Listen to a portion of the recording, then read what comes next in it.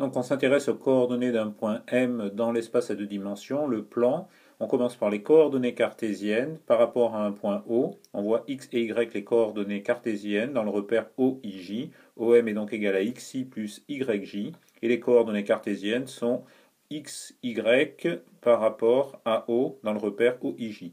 On passe ensuite aux coordonnées polaires du point M. Pour cela, on doit introduire un vecteur U unitaire, un angle et une distance, et on obtient les coordonnées polaires du point M par rapport à O, qui sont R et θ.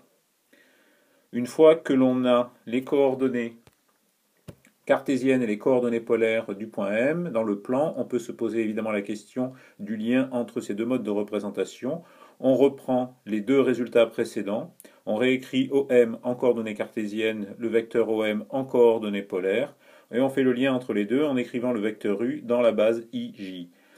Une fois que l'on a fait ça, on retrouve que x est égal à r cosinus θ et y est égal à r sinus θ. On a donc un lien entre les coordonnées du point M en coordonnées cartésiennes que sont x et y et les coordonnées polaires du point M que sont r et θ.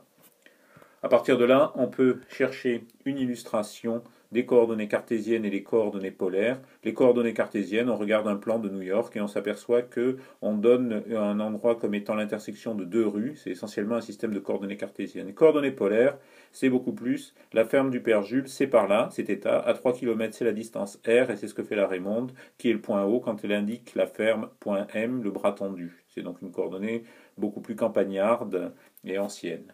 Voilà.